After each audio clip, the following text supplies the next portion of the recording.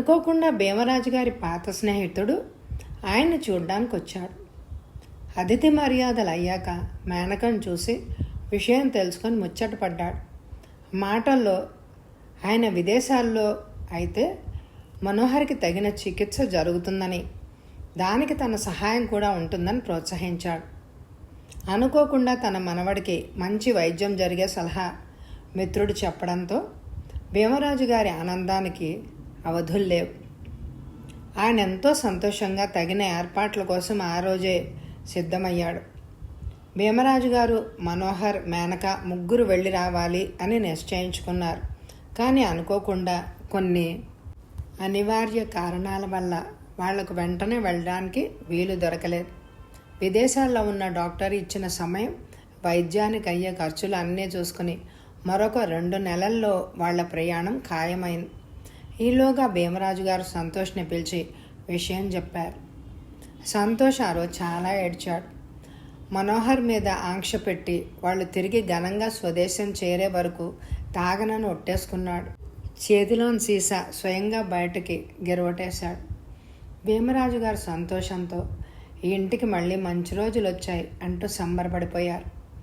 ఆయన స్వయంగా సంతోష్కి పనులన్నీ దగ్గరుండి చూపించారు. ఆ రాత్రి ఆయనకి ఎంతో ఆనందంగా నిద్రపట్టింది. మేనక సంతోషం అంతా ఇంత కాదు. ఆమెకు మనోహర్ నిజంగానే బాగైనట్టు అనిపించింది. మనోహర్కి ఆ రోజు బుజ్జగించి అన్నం పెట్టింది.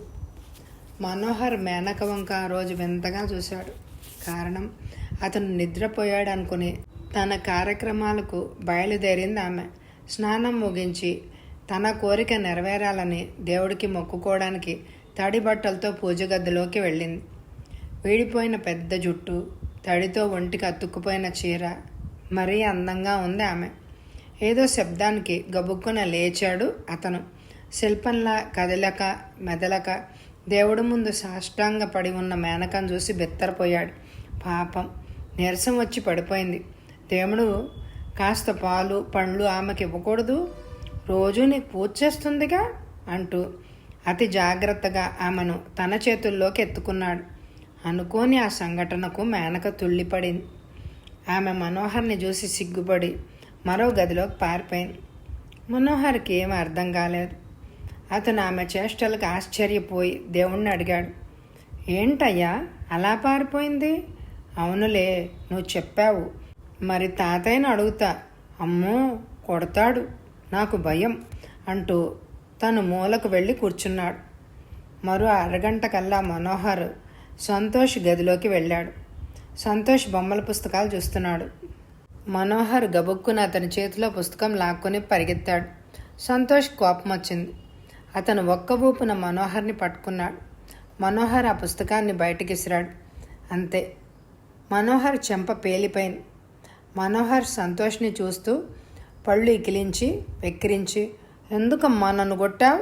ఉండు, నిన్ను డొక్కలో పొడుస్తా అంటూ తన చెంప చేత్తో రాసుకుంటూ సంతోష్ని ఒక గుద్దు గుద్దాడు. పుట్టిన తర్వాత అంత దెబ్బ ఎరగని సంతోష్ కొడుకు అనే విచక్షణ లేకుండా మనోహర్ని గొడ్డును బాదినట్టు బాదాడు. మనోహర్ గగ్గోలుగా ఏడ్చాడు. ఈలోగా మేనక అలంకరించుకుని అక్కడ ప్రత్యక్షమైంది. మనోహర్ ఏడుస్తూ వెళ్ళి మేనకను చంటి కుర్రాడిలాగా కౌగిలించుకున్నాడు. అతను ముక్కు మొహం ఏకమై ఏడుస్తూ ఉంటే మేనక అతన్ని ఆప్యాయంగా దగ్గరకు తీసుకుని పమిటతో అతని ఒళ్ళు తుడిచింది. చొక్కా చిరిగి పీలికలుగా అయినందుకు అతడు వీపు మీద వాతలు తేలాయి. మేనక విచక్షణ కోల్పోయింది. మనోహర్ వీపు నిమురుతూ, ఎందుకు కొట్టారు? సంతోష్ చివ్వున తలెత్తి చూశాడు. అతని కళ్ళు బగ్గుమని మండాయి. ఆమెను పరీక్షగా చూశాడు. అందమైన నక్షీ బొమ్మ నిప్పులు కక్కుతున్నట్టు అనిపించింది. ఎందుక? తాతగారు ఆయన బాధ్యత నాకు అప్పగించారు. వాడు నా కొడుకు, ఏమైనా చేస్తాను, పో అవతలకి. కొడుకు అడ్డాల్లోనే గడ్డాలు వచ్చాక అతను మనిషి. నోర్మయ్యి, తాతగారితో చెప్తా. విసురుగా వెళ్ళబోయిన మేనక చెయ్యి అందుకోబోయాడు. కానీ చెయ్యి అందలేదు. ఆమె పెద్ద ఏమిటి అంది. దాన్ని పట్టుకొని గుంజాటనతో పమిట తొలగింది. సంతోష్ తత్తరపడ్డాడు. మేనక సిగ్గుతో సగం చచ్చిపోయింది. మనోహరు వెంటే తను బయటకు పరుగుతీసింది. సంతోష్ మొహం విప్పారింది. అతను కసిగా చేతులు నలుపుకున్నాడు. బయటకు వచ్చిన మనోహర్ భీమరాజు గారి దగ్గరకు పరిగెత్తాడు. మనోహర్ ఒంటి మీద దెబ్బలు మేనక చెప్పిన విషయం విని రాజుగారు కోపంగా లోపలికెళ్ళి సంతోష్ గది తలుపులు ఒక్క తోపుతో తన్నారు. పళ్ళును తెరుచుకున్నాయి. కసిగా లోపలికి వెళ్ళిన రాజుగారికి ఎంత వెతికినా సంతోష్ జాడ తెలియలేదు. ఉసూరుమంటూ వెనక్కి తిరిగారు ఆయన. బాధగా వీపు తడుముకుంటూ చంటి పిల్లాళ్ళ మూలుగు పెట్టి బిక్కమొహంతో నిల్చునున్న మనోహర్ని చూడగానే ఆయన కడుపు తరుక్కుపోయినట్టుగా అయింది. మౌనంగా అయోమయంగా చూస్తున్న మేనక దగ్గరికి వెళ్ళి, చూడమ్మా, నాకు వయసు ఓర్పు కూడా అంతరించుకుపోతున్నాయి. మను బాధ్యత నీదే. చూసావుగా సొంత తండ్రికి వాడి మీద ఉన్న ప్రేమ. ఆయన అక్కడున్న కుర్చీలో కూలబడ్డారు. మీరేం బాధపడకండి, ఆయన తప్పక బాగైపోతారు. మీరు కాస్త విశ్రాంతి తీసుకోండి. మరో 20 రోజుల్లోనే మనం వెళ్ళిపోవాలి. అవునమ్మా, నమ్మి సంతోష్ చేతికి ఆఫీస్ వ్యవహారాలు ఇచ్చాను కదూ అంటూ ఫ్యాక్టరీకి ఫోన్ చేయడానికి బయలుదేరారు ఆయన. తిన్న దెబ్బలన్నీ మర్చిపోయి ట్రింగ్ ట్రింగ్ అంటూ తన ఫోన్లో మాట్లాడుతున్నట్టు అభినయిస్తూ ఉన్నాడు పిచ్చి మనోహర్. గుప్పెట మూసి చెవి దగ్గర పెట్టుకొని, హలో, ఎవరండి? మేనక అమ్మాయి కావాలా? ఆమె దేవేంద్రుడి దగ్గర డాన్స్ చేయడానికి వెళ్ళింది. రేపు మళ్ళీ ఫోన్ చేయండి. అమ్మా, నువ్వా? నాకు తాయిలం పెట్టకుండా అంతా తనే తినేసింది. అమ్మా, నువ్వు రా అమ్మా. మేనక నాకు అమ్మ, నాన్న, దాసి. చిచి పో. అమ్మా, నొప్పి నొప్పి అంటూ పిచ్చి మాటలు మాట్లాడుతూ పరిగెత్తాడు. మేనక ఆగండి ఆగండి అంటూ అతని వెంటపడింది. మేనకని ఇల్లంతా తెప్పించి తలుపు చాటున దాక్కుని ఆమెని దండించి ఆమె దడుచుకోగానే గలగలా నవ్వేశాడు మనోహర్. సంతోష్ సరాసరి బారుకెళ్ళాడు. కడుపు నిండా తాగాడు. తండ్రికి భయపడి 2 రోజులు కడుపు మార్చుకున్నందుకు ఎంతో బాధపడ్డాడు. సరాసరి వెళ్ళి కాంతం తలుపు కొట్టాడు. కనకయ్య అనుకొని తలుపు తెరిచి సారావాసన గుప్పు మనడంతో ఆశ్చర్యపోయింది. ఏమ్మా, వెయ్యపురాలా? అత్తగారా? ఏమని పిలవాలండి? బాబుగారు. బాబుగారు, నా బాబు వాడి మనవడి గారితో పైకి పోతున్నాడు. ఇంకా ఈ ఇంటి అల్లుడు గారు నేనే. సంతోష్ మాంగళ్యం తంతునేనా? మంచినీళ్ళు దాహం. అతను ఒరిగిపోతున్నాడు. కాంతం చొప్పున అతన్ని లోపలికి పిలిచి కూర్చోబెట్టింది. కడుపు నిండా మంచినీళ్లు మాత్రం ఇచ్చింది. అతడు గటగటా నీళ్లు తాగుతూ ఉండగానే గబగబా ఆమె బుర్ర ఎన్నో ఆలోచనలు మెరిశాయి. అందుకే ఆమె అతను కాస్త తిమిత పడే వరకు ఉపచారాలు చేసింది. ఊరు నుంచి వచ్చిన అనంతయ్య సంతోష్ని అక్కడ చూసి కాంతం మీద విరుచుకుపడ్డాడు. ఇదిగో అన్నయ్య, నా బొందులో ప్రాణం ఉండగా ఆ పిచ్చి వెదవతో దాని పెళ్లి కానివ్వను. సంతోష్ గారికి ఏం తక్కువ? పైగా వచ్చి పిల్లని అడుగుతున్నారు అని అంది. అనంతయ్యకు ఆ మూర్ఖురాలు ఎందుకంత పిచ్చిగా ఆలోచిస్తోందో అర్థం కాలేదు. ఈలోగా సంతోష్ చిత్తుగా తాగిన మైకంలో పడున్నాడు. కాంతం భర్త ఊళ్ళో లేడు. ఈ గొప్పవాళ్ళు తాగుబోతు మనిషి ఇక్కడికొస్తే నీ ఇష్టం. నేను తలెత్తుకొని నీ అన్నలా తిరగాలి అని అనుకుంటే అతని ఇంటికి రానివ్వకు. వాడు ధర్మరాజు లాంటి రాజుగారు ఉసురు పోసుకుంటున్న దుర్మార్గుడు. మృగానికి మంచి గంధం పూయడానికి ప్రయత్నాలు చేయకు అంటూ హెచ్చరించాడు. సంతోష్కి మంచి కల వచ్చింది. అందులో రాజుగారే స్వయంగా మేనకను తెచ్చి ఎదురుగా కూర్చోబెట్టారు. పెళ్లి చూపులు అయ్యాయి. మేనక నాజూగ్గా నవ్వి వెళ్ళిపోయింది. ఇంతలో మనోహర్ భయంకరంగా అరుస్తూ మీద పడ్డాడు. సంతోష్ ఎంత కొట్టినా మనోహర్కు ఏమీ తగలడం లేదు. కానీ మనోహర్ కొట్టిన దెబ్బలకు అతని ఒళ్ళు హూనమైపోయింది. మేనక అతని ఒంటికి కాపడం పెట్టింది. వేడివేడి పాలందించింది. ఆశ్చర్యం అతనికి నోరు చురుక్కుమని కాలింది. ఉలిక్కిపడి లేచాడు. ఎండ బాగా తీక్షణంగా ఉంది.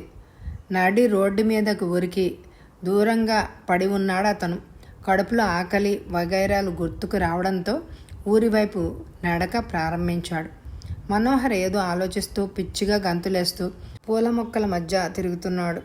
అతను తండ్రి చేతుల్లోంచి లాక్కుని విసిరేసిన పుస్తకం ఒక చెట్టు కొమ్మకు పట్టుకొనుంది. అమ్మ దొంగ, ఇక్కడున్నావా అంటూ దాన్ని అందుకొని చూశాడు. అతని కళ్ళకేవో కనిపించాయి అందమైన అమ్మాయిల బొమ్మలు. ప్రతి బొమ్మలో మేనక చిచి అంటోంది. బాగున్నావు అంటూనో ఎన్నో పేజీలు తిప్పేశాడు. చివరి పేజీలోని బొమ్మ చూస్తే అలాగే ఉండిపోయాడు.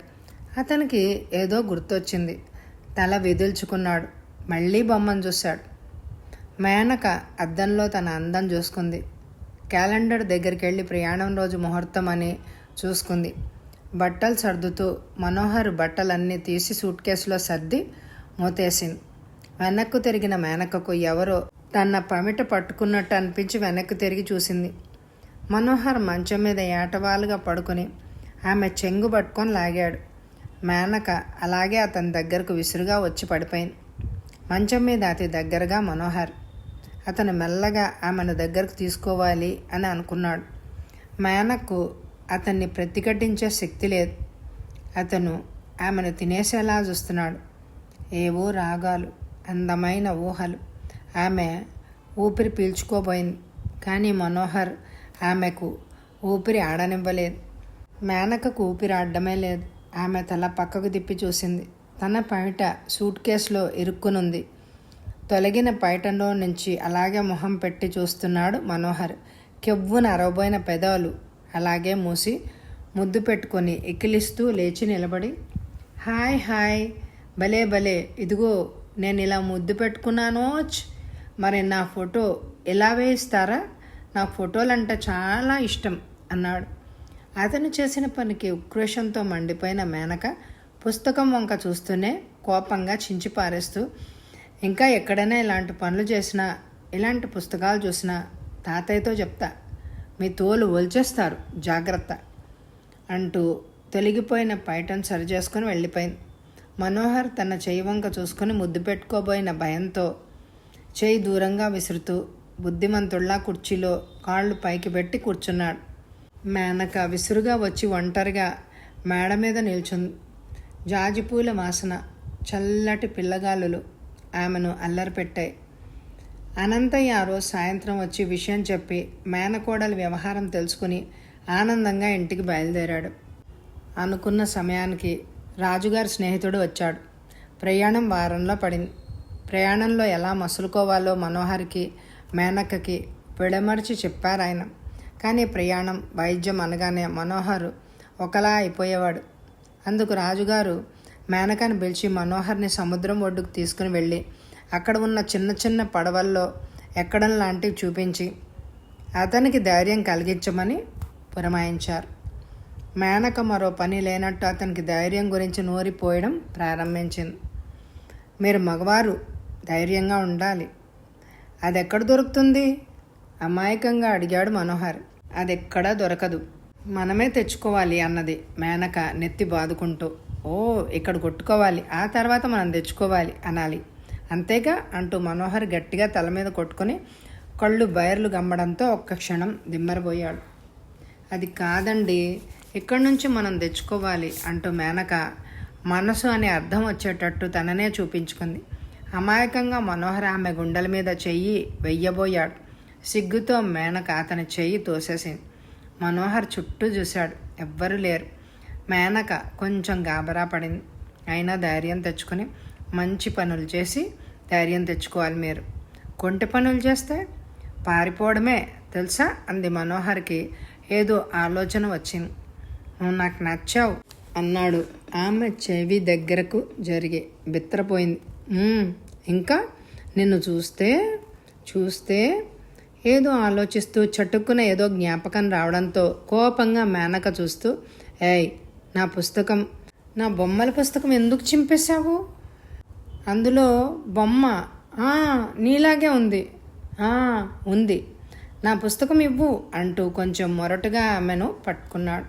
మేనక అతన్ని విదిలించుకుంటూ కోపంగా, ఇదిగో మళ్ళీ ఆ పుస్తకం విషయం అడిగావో చూడు, ఏం చేస్తాను. మేనక అతని వంక కోపంగా చూసింది. కానీ మనోహర్ ఆమెను పిచ్చిగా చూశాడు. కళ్ళలోకి చూశాడు. మేనక తల తిప్పుకోబోయింది. కానీ మనోహర్ ఆమెకు దగ్గరగా వచ్చేశాడు. ఆమె తలను వెనక్కి వంచేశాడు. అతని బలమైన చేతులు ఆమె చేతుల్ని వెనక్కి వంచేశాయి. మేనక ఏదో చెప్పబోయింది. మనోహర్ కళ్ళు ఎరిపెక్కాయి. మేనక కాళ్ళు కొట్టుకుంది. మనోహర్ ఒక్కసారి మారిపోయాడు. మేనకా, మేనకా, మేనకా అంటూ కలవరించాడు. మేనక అతన్ని ఆపలేకపోయింది. అతని మంత్రోచ్చారణకు మెప్పు పొందిన దేవతలా అతన్ని కరుణించింది. ఆమె ఆడ నెమలిలాగా ఆడింది. అతను గండు కోయిలలాగా పాడాడు. ఏదో వికృతమైన ధ్వని. నెమలి పురివిప్పి ఆగిపోయింది. గండు కోయిల గొంతు మూగపోయింది. మను, భీమరాజు గారు గొంతు విని ఒంటరిగా సముద్రపొడ్డున సరుగు తోటలో మైమరిచి ఉన్న ఆ జంట విడిపోయారు. మేనక సిగ్గుతో తల వంచుకొని గట్టిగా ఏడ్చేసింది. ఆమె ఒంటి మీద ఆచ్ఛాదనం కూడా సరిగా లేదు.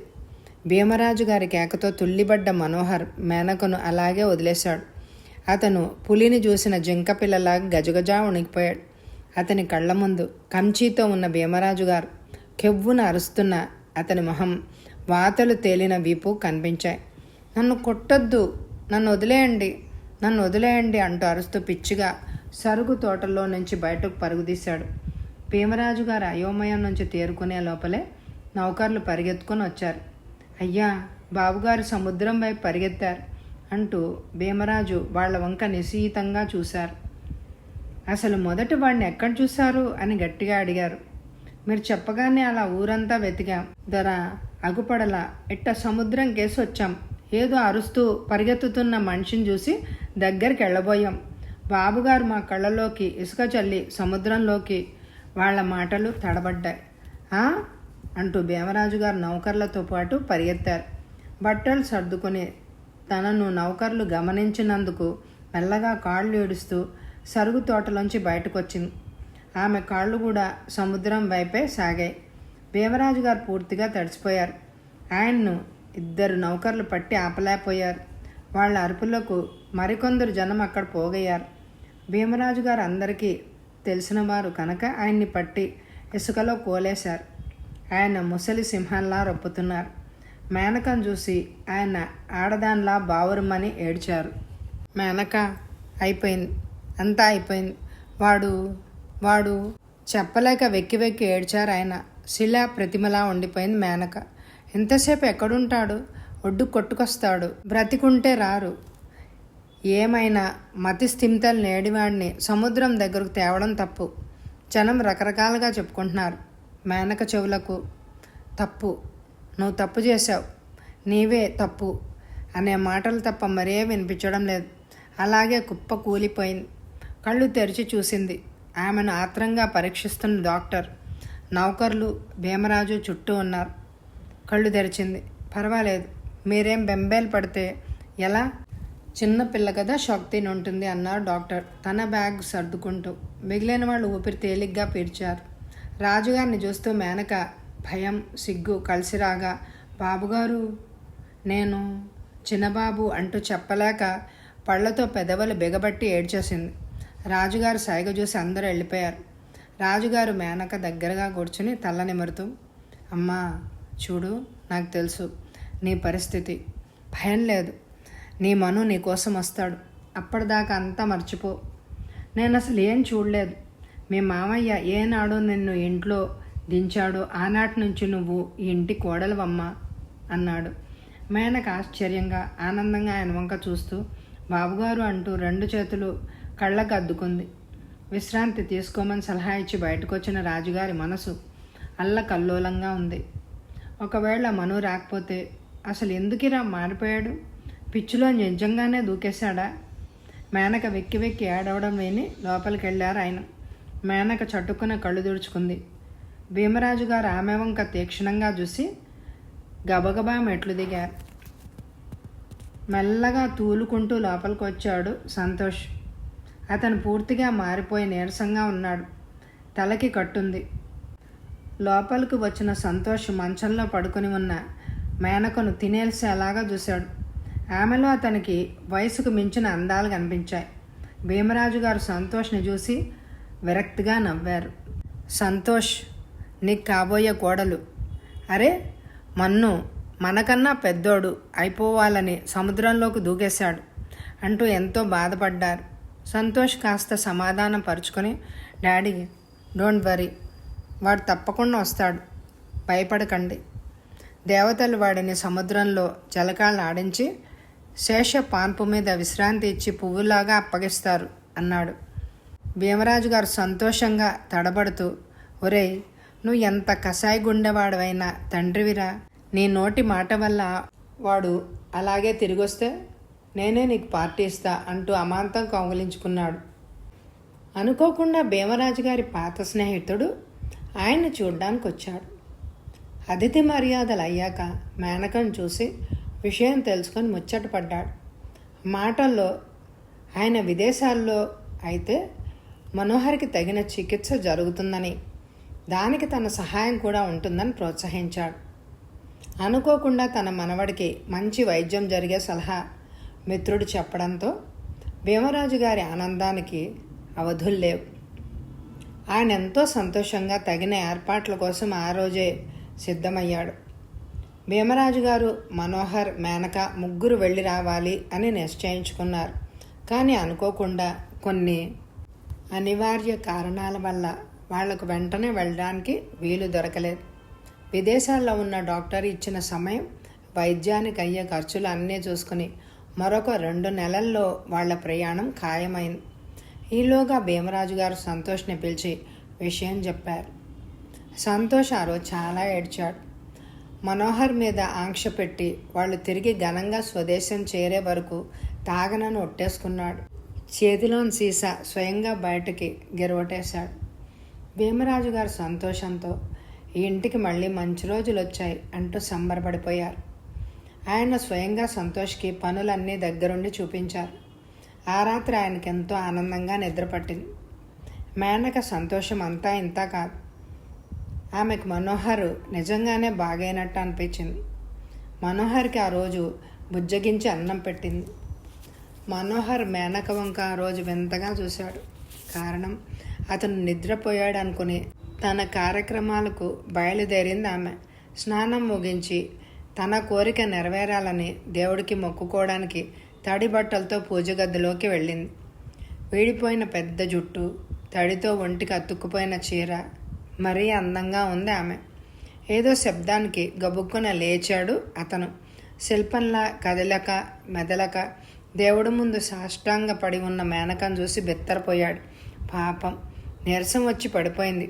దేవుడు కాస్త పాలు పండ్లు ఆమెకి ఇవ్వకూడదు, రోజు నీకు పూజ చేస్తుందిగా అంటూ అతి జాగ్రత్తగా ఆమెను తన చేతుల్లోకి ఎత్తుకున్నాడు. అనుకోని ఆ సంఘటనకు మేనక తుళ్ళిపడింది. ఆమె మనోహర్ని చూసి సిగ్గుపడి మరో గదిలోకి పారిపోయింది.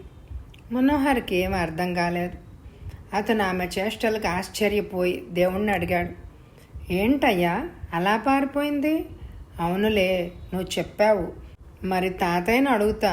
అమ్మో, కొడతాడు, నాకు భయం అంటూ తను మూలకు వెళ్ళి కూర్చున్నాడు.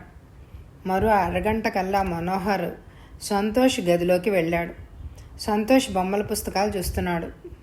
మనోహర్ గబుక్కున అతని చేతిలో పుస్తకం లాక్కొని పరిగెత్తాడు. సంతోష్ కోపం వచ్చింది. అతను ఒక్క ఊపున మనోహర్ని పట్టుకున్నాడు. మనోహర్ ఆ పుస్తకాన్ని బయటికి విసిరాడు. అంతే, మనోహర్ చెంప పేలిపోయింది. మనోహర్ సంతోష్ని చూస్తూ పళ్ళు ఇకిలించి వెక్కిరించి, ఎందుకమ్మా నన్ను కొట్టావు? ఉండు, నిన్ను డొక్కలో పొడుస్తా అంటూ తన చెంప చేత్తో రాసుకుంటూ సంతోష్ని ఒక గుద్దు గుద్దాడు. పుట్టిన తర్వాత అంత దెబ్బ ఎరగని సంతోష్ కొడుకు అనే విచక్షణ లేకుండా మనోహర్ని గొడ్డును బాదినట్టు బాదాడు. మనోహర్ గగ్గోలుగా ఏడ్చాడు. ఈలోగా మేనక అలంకరించుకుని అక్కడ ప్రత్యక్షమైంది. మనోహర్ ఏడుస్తూ వెళ్ళి మేనకను చంటి కుర్రాడిలాగా కౌగిలించుకున్నాడు. అతను ముక్కు మొహం ఏకమై ఏడుస్తూ ఉంటే మేనక అతన్ని ఆప్యాయంగా దగ్గరకు తీసుకుని పమిటతో అతని ఒళ్ళు తుడిచింది. చొక్కా చిరిగి పీలికలుగా అయినందుకు అతడు వీపు మీద వాతలు తేలాయి. మేనక విచక్షణ కోల్పోయింది. మనోహర్ వీపు నిమురుతూ, ఎందుకు కొట్టారు? సంతోష్ చివ్వున తలెత్తి చూశాడు. అతని కళ్ళు బగ్గుమని మండాయి. ఆమెను పరీక్షగా చూశాడు. అందమైన నక్షీ బొమ్మ నిప్పులు కక్కుతున్నట్టు అనిపించింది. ఎందుక? తాతగారు ఆయన బాధ్యత నాకు అప్పగించారు. వాడు నా కొడుకు, ఏమైనా చేస్తాను, పో అవతలకి.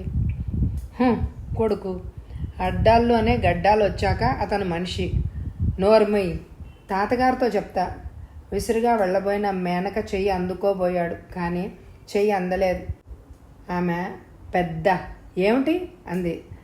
దాన్ని పట్టుకొని గుంజాటనతో పమిట తొలగింది. సంతోష్ తత్తరపడ్డాడు. మేనక సిగ్గుతో సగం చచ్చిపోయింది. మనోహరు వెంటే తను బయటకు పరుగుదీసింది. సంతోష్ మొహం విప్పారింది. అతను కసిగా చేతులు నలుపుకున్నాడు. బయటకు వచ్చిన మనోహర్ భీమరాజు గారి దగ్గరకు పరిగెత్తాడు. మనోహర్ ఒంటి మీద దెబ్బలు మేనక చెప్పిన విషయం విని రాజుగారు కోపంగా లోపలికెళ్ళి సంతోష్ గది తలుపులు ఒక్క తోపుతో తన్నారు. పళ్ళును తెరుచుకున్నాయి. కసిగా లోపలికి వెళ్ళిన రాజుగారికి ఎంత వెతికినా సంతోష్ జాడ తెలియలేదు. ఉసూరుమంటూ వెనక్కి తిరిగారు ఆయన. బాధగా వీపు తడుముకుంటూ చంటి పిల్లాళ్ళ మూలుగు పెట్టి బిక్కమొహంతో నిల్చునున్న మనోహర్ని చూడగానే ఆయన కడుపు తరుక్కుపోయినట్టుగా అయింది. మౌనంగా అయోమయంగా చూస్తున్న మేనక దగ్గరికి వెళ్ళి, చూడమ్మా, నాకు వయసు ఓర్పు కూడా అంతరించుకుపోతున్నాయి. మను బాధ్యత నీదే. చూసావుగా సొంత తండ్రికి వాడి మీద ఉన్న ప్రేమ. ఆయన అక్కడున్న కుర్చీలో కూలబడ్డారు. మీరేం బాధపడకండి, ఆయన తప్పక బాగైపోతారు. మీరు కాస్త విశ్రాంతి తీసుకోండి. మరో 20 రోజుల్లోనే మనం వెళ్ళిపోవాలి. అవునమ్మా, నమ్మి సంతోష్ చేతికి ఆఫీస్ వ్యవహారాలు ఇచ్చాను కదూ అంటూ ఫ్యాక్టరీకి ఫోన్ చేయడానికి బయలుదేరారు ఆయన. తిన్న దెబ్బలన్నీ మర్చిపోయి ట్రింగ్ ట్రింగ్ అంటూ తన ఫోన్లో మాట్లాడుతున్నట్టు అభినయిస్తూ ఉన్నాడు పిచ్చి మనోహర్.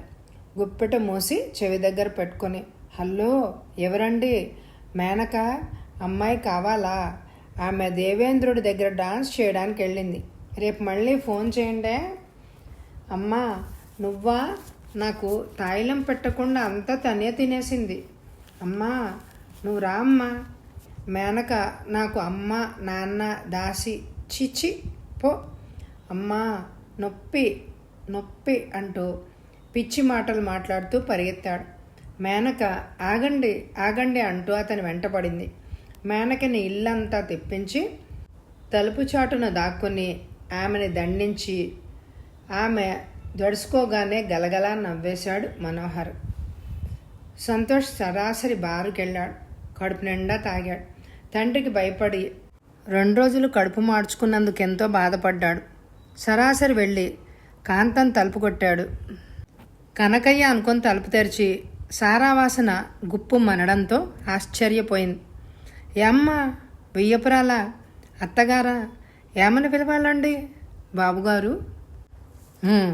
బాబుగారు, నా బాబు వాడి మనవడి గారితో పైకి పోతున్నాడు. ఇంకా ఈ ఇంటి అల్లుడు గారు నేనే. సంతోష్ మాంగళ్యం తంతునేనా? మంచినీళ్ళు దాహం.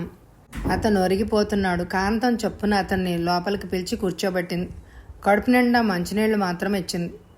అతడు గటగటా నీళ్లు తాగుతూ ఉండగానే గబగబా ఆమె బుర్ర ఎన్నో ఆలోచనలు మెరిశాయి. అందుకే ఆమె అతను కాస్త తిమిత పడే వరకు ఉపచారాలు చేసింది. ఊరు నుంచి వచ్చిన అనంతయ్య సంతోష్ని అక్కడ చూసి కాంతం మీద విరుచుకుపడ్డాడు. ఇదిగో అన్నయ్య, నా బొందులో ప్రాణం ఉండగా ఆ పిచ్చి వెదవతో దాని పెళ్లి కానివ్వను. సంతోష్ గారికి ఏం తక్కువ? పైగా వచ్చి పిల్లని అడుగుతున్నారు అని అంది. అనంతయ్యకు ఆ మూర్ఖురాలు ఎందుకంత పిచ్చిగా ఆలోచిస్తోందో అర్థం కాలేదు. ఈలోగా సంతోష్ చిత్తుగా తాగిన మైకంలో పడున్నాడు. కాంతం భర్త ఊళ్ళో లేడు. ఈ గొప్పవాళ్ళు తాగుబోతు మనిషి ఇక్కడికొస్తే నీ ఇష్టం. నేను తలెత్తుకొని నీ అన్నలా తిరగాలి అని అనుకుంటే అతని ఇంటికి రానివ్వకు. వాడు ధర్మరాజు లాంటి రాజుగారు ఉసురు పోసుకుంటున్న దుర్మార్గుడు. మృగానికి మంచి గంధం పూయడానికి ప్రయత్నాలు చేయకు అంటూ హెచ్చరించాడు. సంతోష్కి మంచి కల వచ్చింది. అందులో రాజుగారే స్వయంగా మేనకను తెచ్చి ఎదురుగా కూర్చోబెట్టారు. పెళ్లి చూపులు అయ్యాయి. మేనక నాజూగ్గా నవ్వి వెళ్ళిపోయింది. ఎంతలో మనోహర్ భయంకరంగా అరుస్తూ మీద పడ్డాడు. సంతోష్ ఎంత కొట్టినా మనోహర్కు ఏమీ తగలడం లేదు. కానీ మనోహర్ కొట్టిన దెబ్బలకు అతని ఒళ్ళు హూనమైపోయింది. మేనక అతని ఒంటికి కాపడం పెట్టింది. వేడివేడి పాలందించింది. ఆశ్చర్యం అతనికి నోరు చురుక్కుమని కాలింది. ఉలిక్కిపడి లేచాడు. ఎండ బాగా తీక్షణంగా ఉంది. నడి రోడ్డు మీదకు ఉరికి దూరంగా పడి ఉన్నాడు అతను. కడుపులో ఆకలి వగైరాలు గుర్తుకు రావడంతో ఊరి వైపు నడక ప్రారంభించాడు. మనోహర్ ఏదో ఆలోచిస్తూ పిచ్చిగా గంతులేస్తూ పూల మొక్కల మధ్య తిరుగుతున్నాడు. అతను తండ్రి చేతుల్లోంచి లాక్కుని విసిరేసిన పుస్తకం ఒక చెట్టు కొమ్మకు పట్టుకొనుంది. అమ్మ దొంగ, ఇక్కడున్నావా అంటూ దాన్ని అందుకొని చూశాడు. అతని కళ్ళకేవో కనిపించాయి. అందమైన అమ్మాయిల బొమ్మలు. ప్రతి బొమ్మలో మేనక. చిచ్చి అంటోంది. బాగున్నావు అంటూనో ఎన్నో పేజీలు తిప్పేశాడు. చివరి పేజీలోని బొమ్మ చూస్తే అలాగే ఉండిపోయాడు. అతనికి ఏదో గుర్తొచ్చింది. తల విదిల్చుకున్నాడు. మళ్ళీ బొమ్మను చూశాడు. మేనక అద్దంలో తన అందం చూసుకుంది. క్యాలెండర్ దగ్గరికి వెళ్ళి ప్రయాణం రోజు ముహూర్తం అని చూసుకుంది. బట్టలు సర్దుతూ మనోహర్ బట్టలన్నీ తీసి సూట్ కేసులో సర్ది మూతేసింది. వెనక్కు తిరిగిన మేనకకు ఎవరో తన పమిట పట్టుకున్నట్టు అనిపించి వెనక్కు తిరిగి చూసింది. మనోహర్ మంచం మీద ఏటవాలుగా పడుకొని ఆమె చెంగు పట్టుకొని లాగాడు. మేనక అలాగే అతని దగ్గరకు విసురుగా వచ్చి పడిపోయింది. మంచం మీద అతి దగ్గరగా మనోహర్. అతను మెల్లగా ఆమెను దగ్గరకు తీసుకోవాలి అని అనుకున్నాడు. మేనకు అతన్ని ప్రతిఘటించే శక్తి లేదు. అతను ఆమెను తినేసేలా చూస్తున్నాడు. ఏవో రాగాలు, అందమైన ఊహలు. ఆమె ఊపిరి పీల్చుకోబోయింది. కానీ మనోహర్ ఆమెకు ఊపిరి ఆడనివ్వలేదు. మేనకకు ఊపిరి ఆడడమే లేదు. ఆమె తల పక్కకు తిప్పి చూసింది. తన పైట సూట్ కేసులో ఇరుక్కునుంది. తొలగిన పైటలో నుంచి అలాగే మొహం పెట్టి చూస్తున్నాడు మనోహర్. కెవ్వున అరవబోయిన పెదాలు అలాగే మూసి ముద్దు పెట్టుకొని ఎక్కిలిస్తూ లేచి నిలబడి, హాయ్ హాయ్, భలే భలే, ఇదిగో నేను ఇలా ముద్దు పెట్టుకున్నానోచ్, మరి నా ఫోటో ఎలా వేయిస్తారా? నాకు ఫోటోలంటే చాలా ఇష్టం అన్నాడు. అతను చేసిన పనికి ఉక్రోషంతో మండిపోయిన మేనక పుస్తకం వంక చూస్తూనే కోపంగా చించి పారేస్తూ, ఇంకా ఎక్కడైనా ఇలాంటి పనులు చేసినా, ఇలాంటి పుస్తకాలు చూసినా తాతయ్యతో చెప్తా, మీ తోలు ఒలిచేస్తారు, జాగ్రత్త అంటూ తొలగిపోయిన పైటను సరిచేసుకుని వెళ్ళిపోయింది. మనోహర్ తన చెయ్యి వంక చూసుకుని ముద్దు పెట్టుకోబోయిన భయంతో చెయ్యి దూరంగా విసురుతూ బుద్ధిమంతుల్లా కుర్చీలో కాళ్ళు పైకి పెట్టి కూర్చున్నాడు. మేనక విసురుగా వచ్చి ఒంటరిగా మేడ మీద నిల్చుంది. జాజిపూల వాసన, చల్లటి పిల్లగాలులు ఆమెను అల్లరిపెట్టాయి. అనంతయ్య ఆ రోజు సాయంత్రం వచ్చి విషయం చెప్పి మేనకోడలి వ్యవహారం తెలుసుకుని ఆనందంగా ఇంటికి బయలుదేరాడు. అనుకున్న సమయానికి రాజుగారి స్నేహితుడు వచ్చాడు. ప్రయాణం వారంలో పడింది. ప్రయాణంలో ఎలా మసులుకోవాలో మనోహర్కి, మేనక్కకి విడమర్చి చెప్పారు ఆయన. కానీ ప్రయాణం, వైద్యం అనగానే మనోహర్ ఒకలా అయిపోయేవాడు. అందుకు రాజుగారు మేనకని పిలిచి మనోహర్ని సముద్రం ఒడ్డుకు తీసుకుని వెళ్ళి అక్కడ ఉన్న చిన్న చిన్న పడవల్లో ఎక్కడం లాంటివి చూపించి అతనికి ధైర్యం కలిగించమని పురమాయించారు.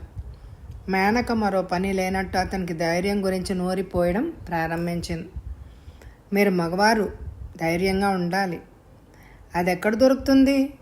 అమాయకంగా అడిగాడు మనోహర్. అది ఎక్కడా దొరకదు, మనమే తెచ్చుకోవాలి అన్నది మేనక నెత్తి బాదుకుంటూ. ఓ, ఇక్కడ కొట్టుకోవాలి, ఆ తర్వాత మనం తెచ్చుకోవాలి అనాలి, అంతేగా అంటూ మనోహర్ గట్టిగా తల మీద కొట్టుకొని కళ్ళు బయర్లు గమ్మడంతో ఒక్క క్షణం దిమ్మరబోయాడు.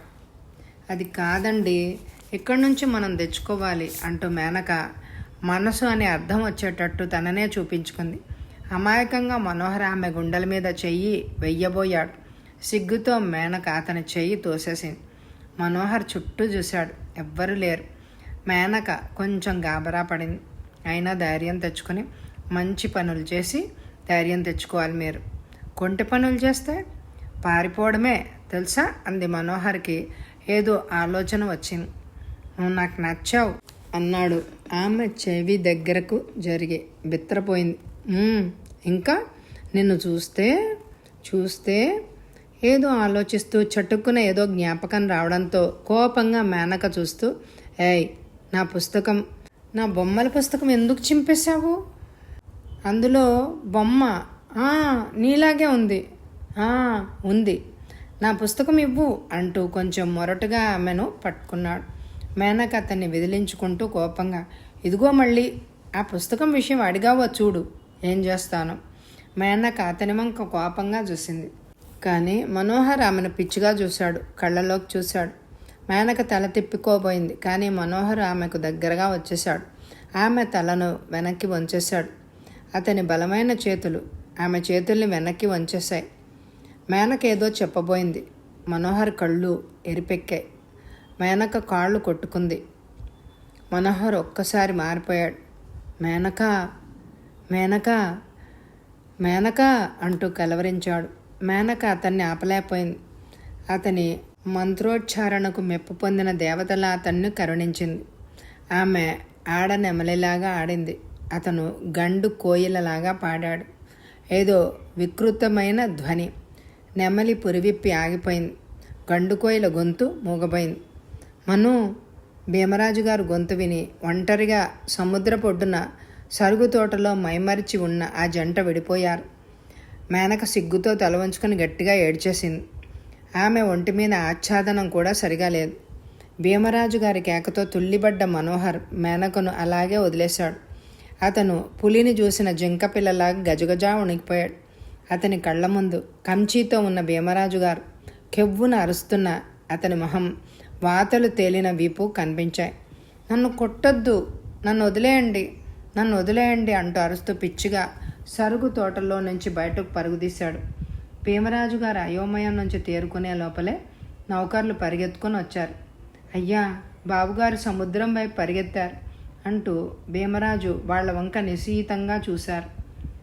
అసలు మొదట వాడిని ఎక్కడ చూశారు అని గట్టిగా అడిగారు. మీరు చెప్పగానే అలా ఊరంతా వెతికాం ధర, అగుపడలా ఇట్ట సముద్రం కేసి వచ్చాం. ఏదో అరుస్తూ పరిగెత్తుతున్న మనిషిని చూసి దగ్గరికి వెళ్ళబోయాం. బాబుగారు మా కళ్ళలోకి ఇసుక చల్లి సముద్రంలోకి. వాళ్ళ మాటలు తడబడ్డాయి. అంటూ భీమరాజు గారు నౌకర్లతో పాటు పరిగెత్తారు. బట్టలు సర్దుకొని తనను నౌకర్లు గమనించినందుకు మెల్లగా కాళ్ళు ఏడుస్తూ సరుగు తోటలోంచి బయటకు వచ్చింది. ఆమె కాళ్ళు కూడా సముద్రం వైపే సాగాయి. భీమరాజు గారు పూర్తిగా తడిసిపోయారు. ఆయన్ను ఇద్దరు నౌకర్లు పట్టి ఆపలేకపోయారు. వాళ్ళ అరుపులకు మరికొందరు జనం అక్కడ పోగయ్యారు. భీమరాజు గారు అందరికీ తెలిసినవారు కనుక ఆయన్ని పట్టి ఇసుకలో కోలేశారు. ఆయన ముసలి సింహంలా రొప్పుతున్నారు. మేనకను చూసి ఆయన ఆడదానిలా బావురమని ఏడ్చారు. మేనక, అయిపోయింది, అంతా అయిపోయింది. వాడు వాడు చెప్పలేక వెక్కి వెక్కి ఏడ్చారు ఆయన. శిలా ప్రతిమలా ఉండిపోయింది మేనక. ఎంతసేపు ఎక్కడుంటాడు? ఒడ్డు కొట్టుకొస్తాడు. బ్రతికుంటే రారు. ఏమైనా మతి స్థిమితలు నేడివాడిని సముద్రం దగ్గరకు తేవడం తప్పు. జనం రకరకాలుగా చెప్పుకుంటున్నారు. మేనక చెవులకు, తప్పు, నువ్వు తప్పు చేశావు, నీవే తప్పు అనే మాటలు తప్ప మరే వినిపించడం లేదు. అలాగే కుప్ప కూలిపోయింది. కళ్ళు తెరిచి చూసింది. ఆమెను ఆత్రంగా పరీక్షిస్తున్న డాక్టర్, నౌకర్లు, భీమరాజు చుట్టూ ఉన్నారు. కళ్ళు తెరిచింది. పర్వాలేదు, మీరేం బెంబేలు పడితే ఎలా? చిన్న పిల్ల కదా, శక్తిని ఉంటుంది అన్నారు డాక్టర్ తన బ్యాగ్ సర్దుకుంటూ. మిగిలిన వాళ్ళు ఊపిరి తేలిగ్గా పీడ్చారు. రాజుగారిని చూస్తూ మేనక భయం, సిగ్గు కలిసి రాగా, బాబుగారు, నేను చిన్నబాబు అంటూ చెప్పలేక పళ్లతో పెదవులు బిగబట్టి ఏడ్చేసింది. రాజుగారు సైగ చూసి అందరూ వెళ్ళిపోయారు.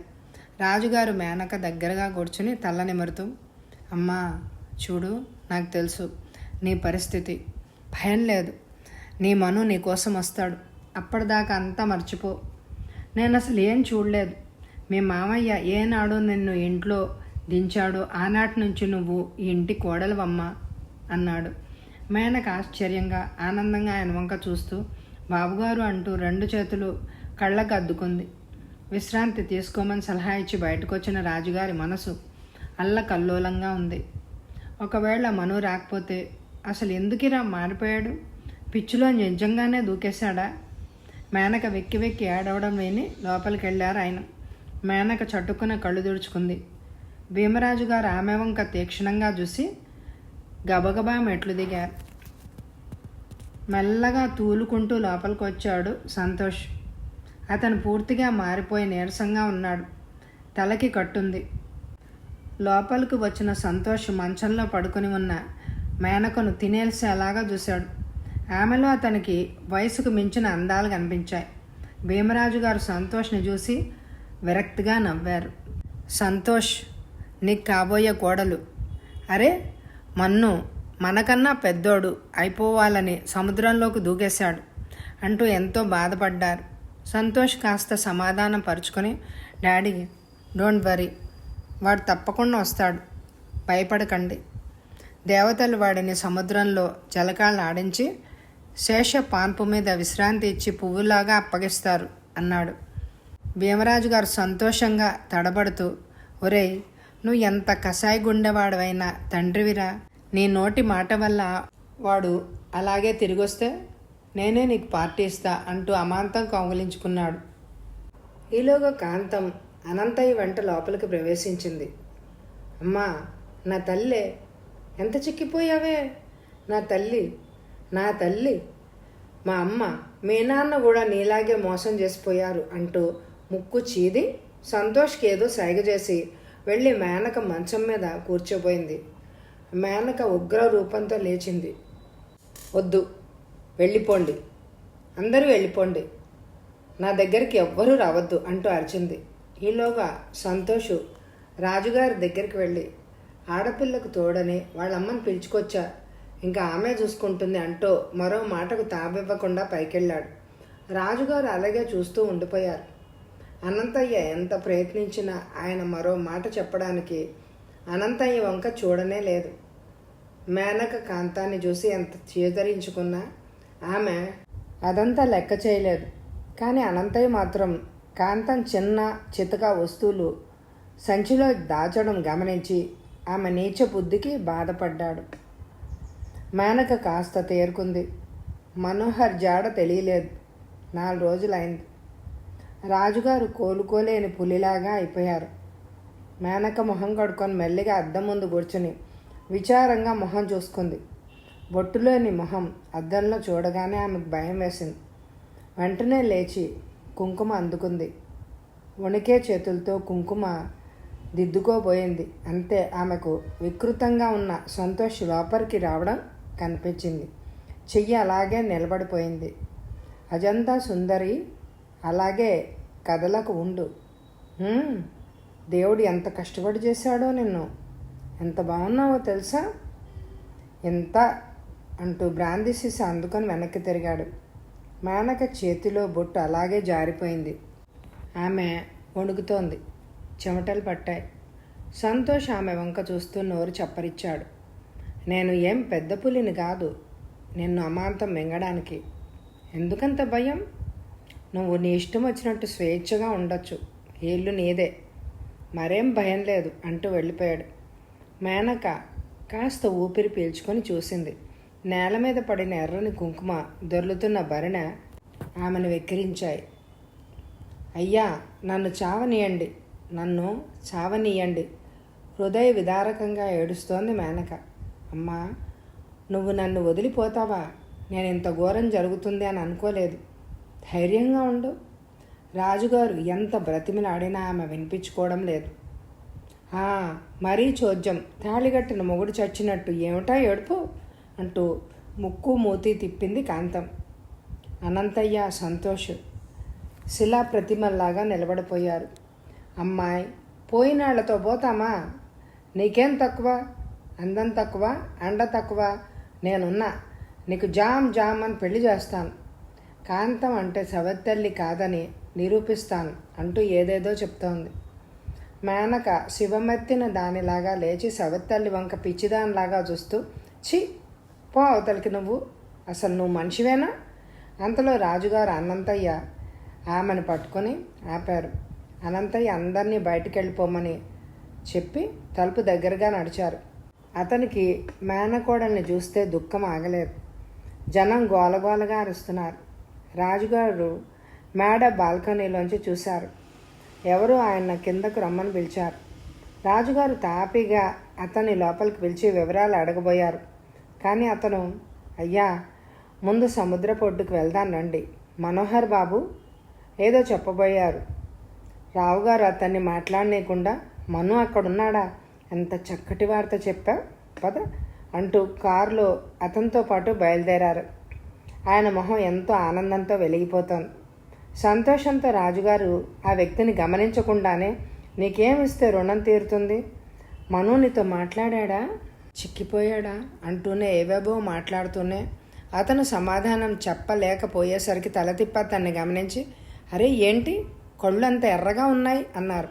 అబ్బే అదేం లేదు, ఇసుక పడింది. ఆహా కాదు కాదు, మీకు మనోహర్ బాబు మీద ఉన్న ప్రేమకు కానీ అన్నాడు. కానీ రాజుగారి ప్రశ్న పూర్తి కాకుండానే కారు గమ్యం చేరి ఆగింది. బాబు, నా మను ఎక్కడున్నాడు? రాజుగారు ఆత్రంగా అడుగుతూనే త్వరగా అడుగులేశారు. సమాధానం చెప్పకుండా వచ్చిన వ్యక్తి ముందుకు నడిచారు. వాళ్ళు సరివి తోట దాటారు. తోటలో మూలకు సముద్రపు అలలు వచ్చి తాకుతున్నాయి. అక్కడే ఇసుకలో పడున్న ఆ ఆకారం దగ్గరకు వచ్చారు వాళ్ళు.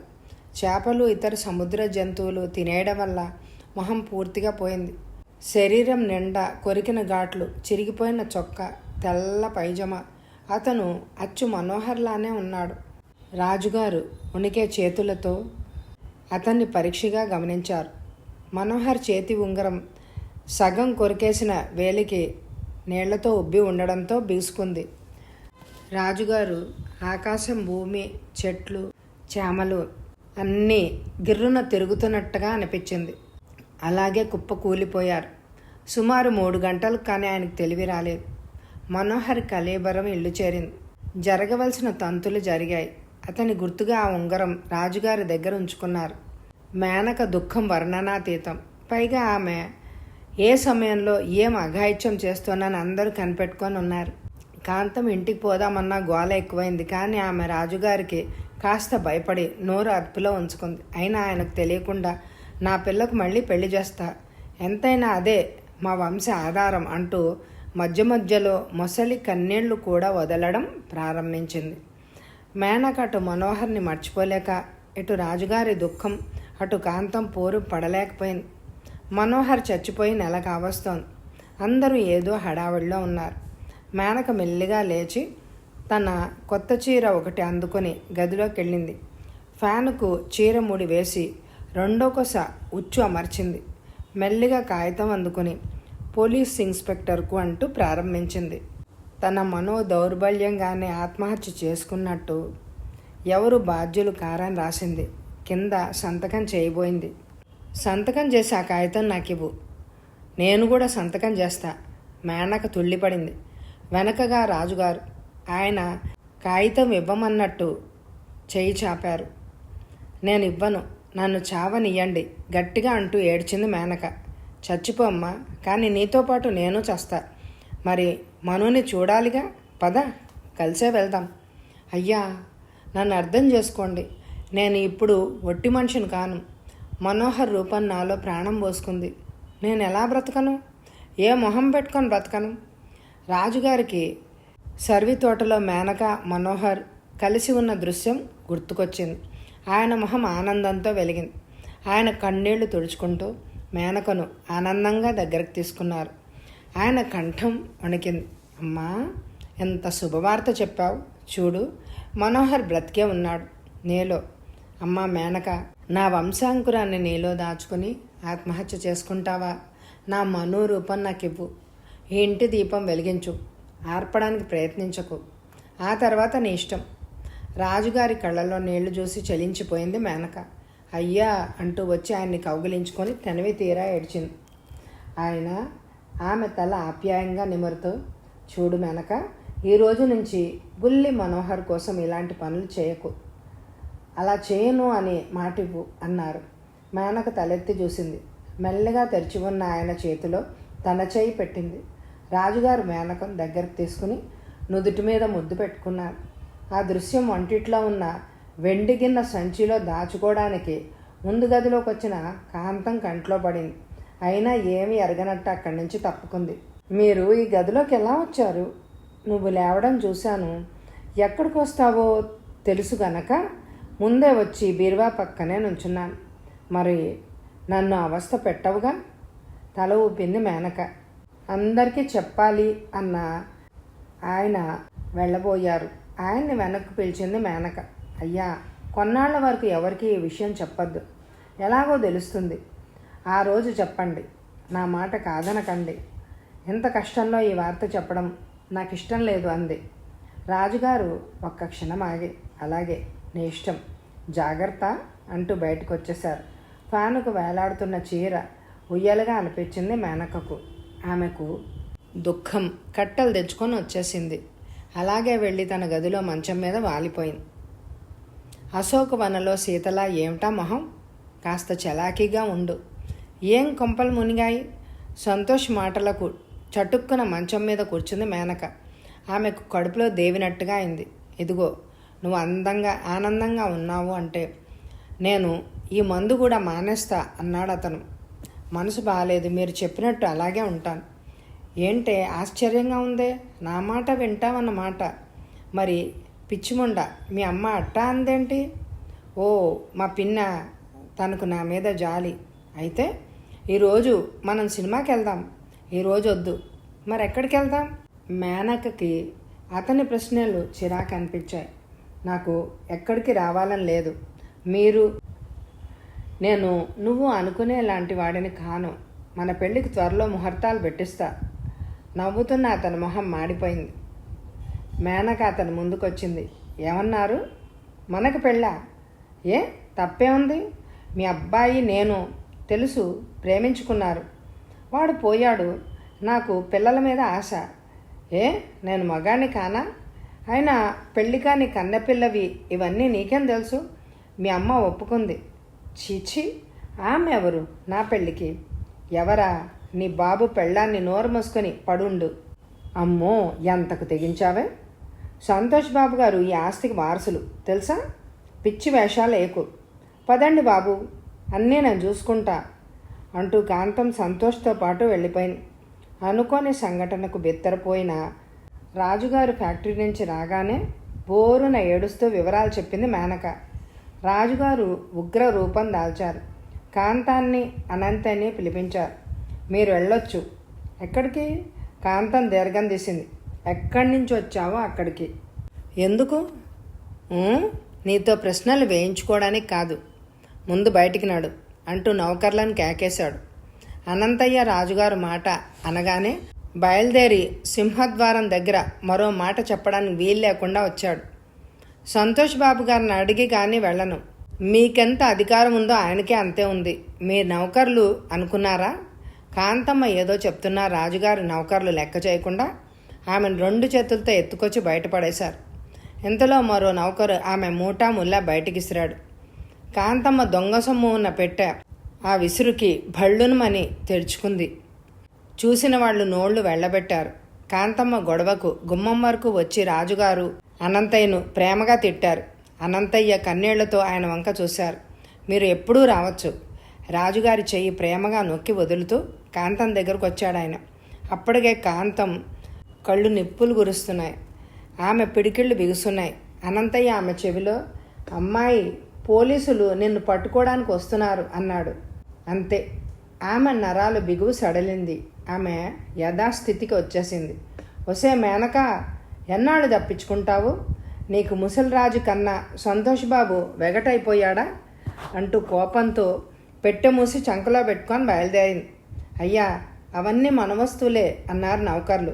పోనీయండి, మన అదృష్టం ఇంకా మన దగ్గరే ఉంది అంటూ లోపలికి నడిచిన రాజుగారి వేదాంతం అర్థం కాక మొహాలు చూసుకున్నారు వాళ్ళు. వెక్కి వెక్కి ఏడుస్తున్న మేనకొని ఎలాగో బుజ్జగించారు. ఆ పూట వండిన భోజనం నౌకర్లు కూడా తినలేకపోయారు. అందరికీ మనోహర్ మరీ గుర్తొచ్చాడు. తాగి తూగాను అని తలచేను లోకం, కానీ తాగక తూగాను నేను అంటూ హుషారుగా వచ్చిన సంతోష్ని రావుగారు ఆప్యాయంగా పిలిచి కూర్చోబెట్టారు. నౌకర్లు టీ తెచ్చిపెట్టారు. రాజుగారు సంతోష్ కోసం కప్పులో టీ పోయగానే, డాడీ, నాకు ఈ నాటు సరుకులు పడవు, మీరు తాగండి అన్నాడు.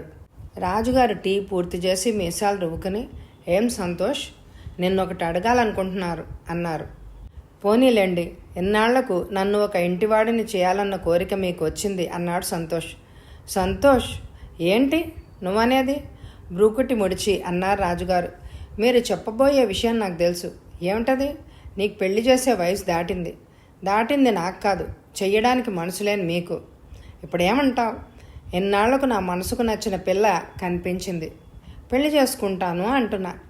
చేసుకో. డాడీ ఇంత తొందరగా మీరు ఒప్పుకుంటారా అనుకోలేదు. అయితే నన్ను ఆశీర్వదించి త్వరగా ముహూర్తాలు పెట్టించండి. తప్పకుండా. కానీ పిల్లెవరు? మేనక. విలాసంగా నవ్వారు రాజుగారు. సంతోష్ కోపంగా ఆయన వంక చూశారు. దేశంలో ఆడపిల్లలు చాలామందే ఉన్నారు, కానీ నాకు నచ్చిన పిల్ల మేనక. ఛీ నీచుడా, నీ కొడుకు పెళ్లి చేసుకుందాం అనుకునే దాన్ని ఈ వయసులో పెళ్లికి దిగిందేగాక పెళ్లి చేసుకుంటావా? అది నీకు కూతురుతో సమానం. డాడీ చూస్తున్నాను, ఈ నా ప్రేమ ఫలించి తీరుతుంది. ఎవరు అడ్డుపడ్డా సరే. ఆ పిల్లకి పెళ్ళై ఉంటే ఏం చేసేవాడివి? సంతోష్ నీళ్లు నమిలాడు. అతనికి వివేకం నశించింది. దేవుడు కూడా నా ప్రేమను తలవొగ్గి మనోహర్ని అడ్డు తొలగించాడు. ఎవరు అడ్డుపడ్డా సరే. సంతోష్, డాడీ మీరు పెళ్లి చేసుకోండి, ఒక మనవరాల్ని చూసి. నాకేం అభ్యంతరం లేదు. మీ పెళ్లి రిసెప్షన్కి రావడానికి పెళ్లి కొడుకుగా వస్తున్నా. Menaka, my love, be ready అంటూ రాజుగారు ముందున్న టీపాయిని ఒక్క తన్ను తన్ని వెళ్ళిపోయాడు. బాబుగారు అంటూ వచ్చిన మేనకను చూసి నిట్టూర్చారు ఆయన. పోనీ నేను తల్లి కాపోతున్న విషయం చెప్తే? మేనక ఆత్రపడింది. మేనక, మూర్ఖులకు పిండి వంటలు రుచించవు, గాడిదలకు గంధాల వాసన ఏం తెలుస్తుంది? నువ్వు నోరు మెదపకు, అన్నీ సవ్యంగా జరుగుతాయి. ఆయన లేచి వెళ్ళిపోయారు. మేనక ఏడుస్తూ లోపలికి వెళ్ళిపోయింది. కాంతం సంతోష్కు బాగా నూరు పోసింది. అనంతయ్య ఎంత చెప్పినా ఆమె వినలేదు. అనంతయ్య రాజుగారిని చాటుగా కలిశాడు. అయ్యా, దాన్ని ఎక్కడికైనా పంపించేయండి. ఎక్కడికి? బాబు, మరో పెళ్లి చేస్తారో చదివిస్తారో అది మీ ఇష్టం. మీ బిడ్డ లాంటిది. కానీ సంతోష్ బాబు అన్నీ సిద్ధం చేయిస్తున్నారు. అది బలి పశువు కాబోతోంది బాబు. అంత పెద్దవాడు ఏడవడం ఆయన కష్టంగా ఉంది. అందుకే అనంతయ్యని వెంట పెట్టుకొని లోపలికి తీసుకెళ్లారు రాజుగారు. అక్కడ దృశ్యం చూసి అతను ఆశ్చర్యపోయాడు. నగలు, బట్టలు, ఏవేవో పదార్థాలు అన్నీ సిద్ధంగా ఉన్నాయి. బాబు, ఏంటిది? సంతోష్ బాబు పెళ్ళికా? అనుమానంగా అడిగాడు. కాదు, మేనక పెళ్ళికి. ఆమెకిష్టమైన వాడితోనే. బాబుగారు ఎందుకలా ఆశ్చర్యపోతారు? చూడండి, కొన్ని పరిస్థితుల్లో మనం చేయకూడనివి చేయాల్సి వస్తుంది. కానీ నా ఉద్దేశంలో మంచి పనికి మంచే ఫలితం ఉంటుంది. పదండి, మేనకతోనే పెళ్లి విషయం అడుగుదురు కానీ. అయ్యా వద్దు, మీరు ఏం చేసినా దాని మేలుకే. కానీ విషయం రహస్యంగా ఉంచండి. సంతోష్ బాబు చెప్పుడు మాటలకు పెళ్లి కోసం అన్నీ సిద్ధం చేసుకున్నారు. అవసరానికి రౌడీలు కూడా. వస్తాను అంటూ వచ్చినంత వేగంగా వెళ్ళిపోయారు. మనోహర్, నన్ను దగ్గరకు పిలుచుకో. ఈ లోకంలో నేను ఒంటరిగా బ్రతకలేను. మేనక, నువ్వు ఎప్పుడు నా దగ్గరే ఉంటావు. మనోహర్ ఆమెను చుట్టుకొని పోయాడు. మేనక అతన్ని తనివి తీరా చూసుకుంది. ఆమె కళ్ళు చెమర్చాయి. నన్ను మర్చిపోయి ఎక్కడికి వెళ్ళావు? నిన్ను మర్చిపోయా? అది ఎలా? అన్నీ దొంగ మాటలు. మేము మగవాళ్ళని నమ్మకూడదు. అమ్మాయి గారు అమ్మాయి, ఒక మగపిల్లాడి తల్లి అయిన రోజుని ఆ మాట అను. చీపో, పోవడానికే వచ్చింది అంటూ ముద్దు పెట్టుకోబోయాడు మనోహర్. హేయ్, మనం ఇంకా పెద్దోళ్ళం కాలా. ఎవరన్నారు? నేను పెద్దవాడినే తెలుసా. నాకు 20 ఏళ్ళు. అయితే నా మెళ్ళో పసుపుతాడు కట్టాయి. ఆత్రంగా అడిగింది మేనక. పురోహితుడు ముహూర్తం పెట్టాలి. బట్టలు, నగలు, అలంకారాలు, మంత్రాలు చాలా ఉంది. పెళ్ళంటే మాటలా?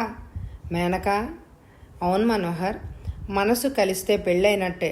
దానికి బాజాలు అవసరం లేదు. మనోహర్ ఆలోచిస్తున్నాడు. మేనక అతను 2 భుజాలు పట్టుకుంది. నన్ను రక్షించు, నా మెళ్ళో తాళి కట్టాయి, నన్ను క్షమించు. మేనక నిద్రలో కలవరిస్తోంది, గట్టిగా ఏడుస్తోంది.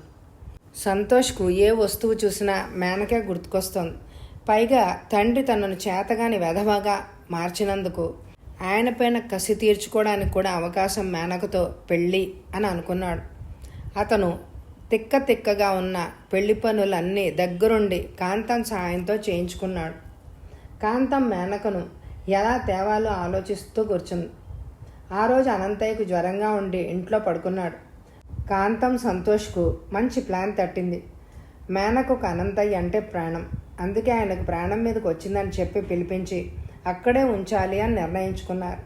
సంతోష్ ప్రయత్నాలన్నీ గమనిస్తున్న రాజుగారు ఆ రోజు తనకు తెలిసిన ఒక ముసలి దంపతుల ఇంటికి వెళ్ళారు. అక్కడే తనకు తెలిసిన పెద్దల్ని సమావేశపరిచాడు. అందరూ పార్టీ ముగించాక రాజుగారు గంభీరంగా వాళ్ళ మధ్యకొచ్చారు. ఫ్రెండ్స్, మీ అందరికీ తెలుసు, మేనక అనే పిల్ల మా ఇంట్లో నా మనవడు మనోహర్ని ప్రేమించి వచ్చి ఉంది. వాళ్లకు మరి కొద్ది రోజుల్లో పెళ్లి చేయాలనుకునే సమయంలో వాడు సముద్రం పాలయ్యాడు. పిచ్చివాడు. అది నేనన్న ఆ పిల్ల మనోహర్ కోసమే ఉంది. కానీ వాడు పోయాక చిన్న పిల్ల, వయసు పిల్ల నన్ను కవ్వించింది. నేను ఎంత నిగ్రహించుకున్నా నేను ఓడిపోయాను. ఆయన ఆగారు. చుట్టూ ఉన్న వాళ్ళని తేరిపారా చూశారు. అందరూ ఆశ్చర్యంగా వింటున్నారు. ఆ శబ్దాన్ని భంగపరుస్తూ మళ్ళీ అన్నారు ఆయన. అందుకే మేనక నా వల్ల నా వంశాంకురం చిగురించింది. అది మేనక తల్లి కాబోతోంది. మీరు ఆశీర్వదిస్తే ఆ బిడ్డకు తండ్రి నేనే అంటూ చేతులు జోడించారు ఆయన. అందరూ మనసులో చీ అనుకున్న సంఘం పెద్దలు అన్న గౌరవంతో మౌనంగా వెళ్ళిపోయారు. వాళ్ళ మౌనం అంగీకారం అయింది. వెంటనే రెండో రోజు పెద్ద పార్టీ. ఎవ్వరికి ఏం జరుగుతోందో తెలియలేదు. పార్టీలోనే మేనక ప్రమేయం లేకుండా పెళ్లి జరిగిపోయింది. అంత జరిగినా మేనక దుఃఖంతో ఏమీ చెప్పలేకపోయింది. మేనకను చూసి ఆయన కళ్ళు చెమర్చాయి. కథంతా గుర్తుకొచ్చింది. మెల్లిగా కళ్ళు తుడుచుకొని లేచారు. తంతు యథాప్రకారం జరిగిపోయింది. వచ్చే ఎపిసోడ్లో కథ కొనసాగుతుంది. ఈ ఎపిసోడ్ నచ్చితే తప్పకుండా లైక్ చేయండి. Thank you very much my dear friends.